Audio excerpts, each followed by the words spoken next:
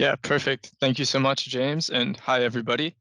As James just mentioned, Liv and I are on the graduate scheme at Esri UK, here at Esri UK, and we're both on our second year on the graduate program. As James has just briefly touched upon, it's an 18-month to 24-month program here based at our main office here in Aylesbury. And throughout the program, you get to develop your professional and technical skills by working across all of those different departments and working in different sectors throughout GIS. And this kind of leads you into your permanent full-time role at the company. But before we go into the specifics of the program, we'd both like to share our journeys into GIS and how we wound up on the graduate program here at Esri UK. For me personally, I didn't have a straightforward journey into GIS. I'd say my academic and professional career has been full of false starts, diversions, chance occurrences, a lot of me just trying things out and kind of debating whether or not it was the right option for me. But I've been really grateful for all of these missteps where I've gained perspective on what I like to do and the roles in which I feel that I can make a difference. And best of all, now I get to work with geography. But I didn't always start with geography. And in fact, at university, I changed my mind several times. And I even ended up changing my initial degree, which was in applied maths, to English. I entered university kind of with this focus on doing applied maths and statistics, but I quickly discovered a love for writing and thinking about how we represent the natural world through art and literature. So I went ahead and switched my degree to English. I focused on poetry, I focused on literary theory, and that was kind of my first big diversion. And then after I graduated with a degree in English, I kind of just furiously applied for a range of roles that I thought fit my skill set. And that turned into be paralegal jobs where writing and attention to detail were key ingredients for success. So I ended up landing a job as a legal assistant at an immigration law firm where I wrote petitions and applications on behalf of skilled workers, such as software developers or IT systems architects. I worked there for 2 years and I really enjoyed my time working alongside customers and problem solving, which I found was quite rewarding. But then when we were all forced inside during COVID, stuck at home, I had a bunch of time on my hands and I could kind of reflect on what the job was once you removed all the people away from it. I realized I didn't enjoy the minute by minute of my career and I didn't foresee a long term future in law. So, with extra time on my hands, I started to look for different ways of potentially looking for new skills I could learn and maybe change my career path. And I was fortunate enough that a client had actually told me about GIS. He was a GIS analyst, so I had to research that to create his application. And it seemed like a good option, combining my interest in the natural world with useful technology skills. So I enrolled in evening classes in GIS at the community college just down the road from me. And I took those after work. And I was like many of you probably on this call, immediately hooked by GIS. Loved making maps. I liked remote sensing. And then I also started to develop a bigger interest in geography along the way. And after doing this geospatial technology certificate program, I wasn't immediately sure that GIS was right for me. So I actually thought, well, I'll go back into academia and I'll study human geography because that kind of fit my interests, the natural world, geography, and then critical theory. So I enrolled at the University of Exeter. I studied there for my master's, and I got to do a deep dive into research methods as well as my own kind of research for my dissertation. And while I really enjoyed that process of diving deep into one subject, studying it, doing my dissertation, I kind of had this realization that probably further research and a career kind of in that academic route was not for me. So at the end of my master's, I kind of sat there and thought, of all the things that I did, what did I enjoy the most throughout my time? And I realized I really enjoyed GIS, both for its potential to solve real world problems, like James has been mentioning earlier, as well as those endless possibilities designing maps and applications. So I applied for a range of roles in GIS and related things such as planning across the UK. I was fortunate enough to be offered an interview and a position on the graduate scheme at Esri. And for me personally, the interview process was really good because it helped me confirm that I was making the right choice. I was able to meet a lot of the people that that would end up working with day to day here at Esri, and I felt that I would be supported well at the company. And a year plus in, I can definitely say that's still true. So now I'll pass over to Liv, who will talk about her experience and her journey. Thank you, James. So, compared to James, I've had a very different journey into the world of GIS and perhaps a little more conventional. So, I had a taste of GIS at school and university, but I decided to build my technical and personal and professional skills through the Esri UK graduate scheme. So, a little bit about the background for me. I grew up in Cheltenham and I spent plenty of time hiking around the Cotswolds, reading maps. And throughout school, I thoroughly enjoyed geography and had a particular interest, like many people do, in natural hazards, specifically around extreme weather and meteorology. So I decided to reflect that in my A level choices, taking geography, maths, and physics. But to dive a little deeper into my interest in extreme weather, I also undertook an extended project qualification, also known as EPQ, investigating the impact of El Nino on variations in tropical cyclone activity. And of course, through that, there were many maps involved. I first came across GIS in my A level geography coursework. So I went on a residential field trip to the Field Studies Council in Nettlecombe in Somerset, who work really closely with the Esri UK, implementing ArcGIS closely within the secondary school curriculum, especially within the field work. And through my collection of data, I was introduced to the mapping capabilities of ArcGIS Online. And despite enjoying the process of mapping results in a way I'd never had before, I wasn't really sure what GIS was, and I definitely wasn't aware of the broader applications of how GIS can be used. So after my A levels, I didn't know what I want to do for a career, but I was sure that geography was something I was very interested in. So I decided to take BSc Geography at the University of Exeter. I was introduced to GIS again in my second year through a mixture of QGIS, ArcMap, and migrating across to ArcGIS Pro as well.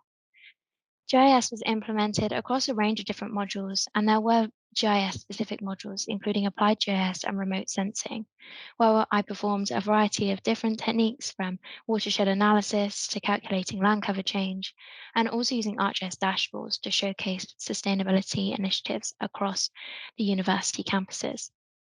And through the first 2 years of my degree, I started to realize the power and the importance and how much I enjoyed GIS. So in my third year, I decided to convert my degree from geography to geography with applied GIS. And through that, I focused on those techniques during my dissertation, investigating the cumulative impact of recurring hurricanes on mangroves in southern Florida. I used Landsat imagery and various remote sensing techniques using QGIS and later ArcGIS Pro to classify different areas of mangroves, calculate significant changes in NDVI to determine the degree of damage, the rate of recovery, and the ecosystem resilience. And I absolutely thoroughly enjoyed the process of mapping both the spatial and the temporal variations. And I began to think this could be a career that might suit me. My degree was quite disruptive as it was central in the middle of COVID, like many of you. So I wasn't sure if I wanted to pursue GIS in further education or move towards the working world. But throughout my time at university, I had lecturers who were huge GIS enthusiasts, and their passion made me more certain that this was a career that I wanted to pursue. So I decided to start to apply for a range of geospatial positions. And also, while I was at university, I also attended the 2022 annual conference in London at the QE2. It was an amazing experience talking to other people in the industry and learning about the different GIS use cases across a variety of sectors. And later that year in September, I joined the Esri UK graduate team, starting in the technical support team. I had a really positive experience at the assessment day, just like James, meeting people that I'd later work with. And the exposure to Esri's innovative solutions at the AC gave me confidence that the Esri UK graduate scheme was the right step for me in my career journey. So that's just a little bit about our backgrounds, but we just wanted to provide a little bit more information about what the graduate scheme actually entails. So back over to you, James. Yeah, so here we have three lovely pictures of the three most recent cohorts of graduates here at the Esri UK graduate program. And Liv and I here are here in the middle picture, but we've had a new intake that has come in this September, and this could be you next year. And it's been a great time, and partly because we've got to experience so many different things about GIS, and particularly we've been able to develop our professional and technical skills through working across different departments in the business. So you get to work on every stage of the customer journey. So whether it's the first time they ever hear about GIS through marketing to going all the way out and delivering kind of an end-to-end application or a system for a customer, you get to do every phase of GIS in that customer journey, and you get to understand what you like the most and what you enjoy working on throughout that journey. And that's really a great A really nice opportunity to have. In the first year, you do 4 different rotations in different departments across the business. That includes technical support, pre-sales, product communications, and marketing. And in tech support, you get to work directly with customers to solve cases, which gives you a really good foundation in customer service, as well as those technical concepts, whether it's broader IT skills or specifically to GIS in our products. In pre-sales, you get to demo our software to potential customers across a range of different industries. So you get to develop your presentation skills, but you also get to think creatively about how GIS can solve issues for different sectors and different industries. And that can be a really creative task. And it's really fun to go out there, showcase our software, showcase our solutions, and inspire our customers. In product communications, as we say product comms, you get to learn how to talk about our software, how to describe and communicate the unique features of our products, and you get a really nice opportunity to showcase your cartography skills by creating something unique for our map gallery, which you'll see a little bit more of later in this presentation. And then in marketing, you get to work directly alongside our marketing executives to develop marketing campaigns and customer events. And through this, you learn how to describe GIS to a range of customers, whether they already know a lot about it or they know very little about it and it's their first time ever hearing about it. And that can be quite a lot of fun. So now I'll pass over to Liv, who will talk about what you do in year 2 on the program. Thank you, James. So as it says here, you go through another range of rotations throughout your second year, but you do return to technical support and pre-sales as well. As you've gained skills over your first year, you can really step up and take a little bit more of an advanced and independent role in those rotations. Professional services is one of the longest rotations in your second year for 3 to 4 months, as you work in the academy as a junior GIS consultant to help deliver customer projects. You take a big deep dive into what is possible with ArcGIS and help to build your industry knowledge of how different businesses apply ArcGIS in different ways. As part of your professional services rotation, you have a really brilliant opportunity to work for a month in the not for profit sector, ensuring that charitable organizations can make the most out of their ArcGIS. From onboarding new charities and making sure that they can use it effectively to answer inquiries of existing charities. And you also have the opportunity to work one on one as a consultant with charity, which is a really, really great experience. And this is a chance to put into practice all the skills you've developed so far in a more independent setting. Within internal sales, you can understand the sales process and the customer journey. It really helps to build your commercial awareness and you learn how to create and develop customer relationships. As in this rotation, you are the key point of contact for existing customers for any queries or concerns that they might have. And then lastly, we have the ArcGIS localization team and content, also known as ALT. You work specifically with the products and the data that Esri UK creates and provides to our customers. But despite this quite specific knowledge that you build from a technical perspective, you have a chance to work alongside a diverse range of roles, from the more technical end of the spectrum as a software developer to the more customer and roadmap focus of a project manager. But what happens when you've gone through all these rotations and you've built all these skills? What are the next steps as you leave the graduate scheme? So during your second year, about where James and I are now, we're starting to think about which part of the business that we'd like to move into as a permanent role. And there's a huge amount of support to help you make the right choice, thinking about where your interests lie, what rotations do you enjoy, where your skill set lies, where are your strengths, and also the type of work that you like, whether that's project work or whether that's more different things day to day.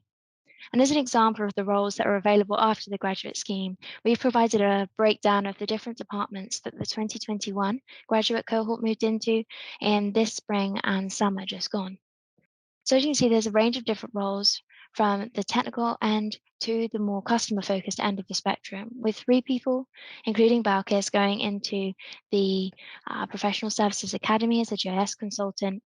2 people went into internal sales as customer success managers, 1 into support as a support analyst, solving those more technical and complex support cases, and 1 person as a junior software developer in the ArcGIS localization team. But for the final part of this presentation, James and I just wanted to share our highlights, reflections, takeaways from our first year. So over to you, James. Yeah, so Liv and I kind of agreed upon some of the kind of high level, big highlights and reflections that we've enjoyed about the program. And for both of us, one of the key ones was working with customers. So on the graduate scheme, you get to work with customers on with real customers on real work that delivers real benefits, essentially.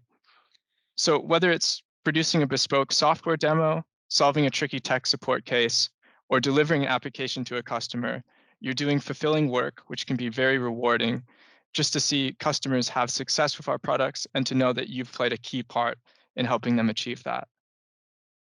Similarly, when you on the graduate program, you get so many opportunities to understand how GIS is used day to day in real world settings and across various industries. And what's interesting is that whether it's a big company that has hundreds of users or a small not for profit, each customer is using GIS to solve problems in unique and exciting ways. And it's really interesting to see all of the possibilities that are out there.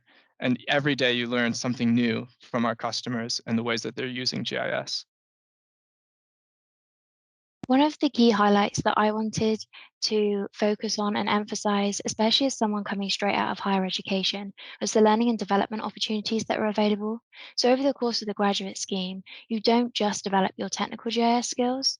The company takes a lot of time and effort to help you develop other personal and professional skills, from presenting to business writing, and also developing your own professional brand, whether it be through a more formal training workshop, whether it be learning through a challenging tech support case, self leading your own areas of interest, or even just answering a question from a colleague. It's safe to say we definitely learn something new every day. And the last thing that we wanted to highlight was that very early on in the graduate scheme, we produce valuable resources that are widely used not only internally across the business with other members of staff, but they're shared publicly for customers to allow them to benefit from your expertise and insight into ArcGIS. And there are two main ways that we do this is through technical blogs and also through unique map gallery entries that James mentioned earlier. And there are some examples that we've included in this story map too from our cohort. And I encourage you to go and have a little look at these after the webinar, as this story map will be shared with everyone. And just to end the presentation, we've included some useful links if you are interested in a career in GIS or specifically at Esri UK, if you want to know more about the graduate program, or if you just want to follow Esri UK on LinkedIn to see what new things we're up to. And if you wanted to get in touch with us individually, we've also put our LinkedIn profiles in here. So feel free to reach out if you have any personal questions that you'd like to ask. So thank you very much for listening, and back to you, Addie and James.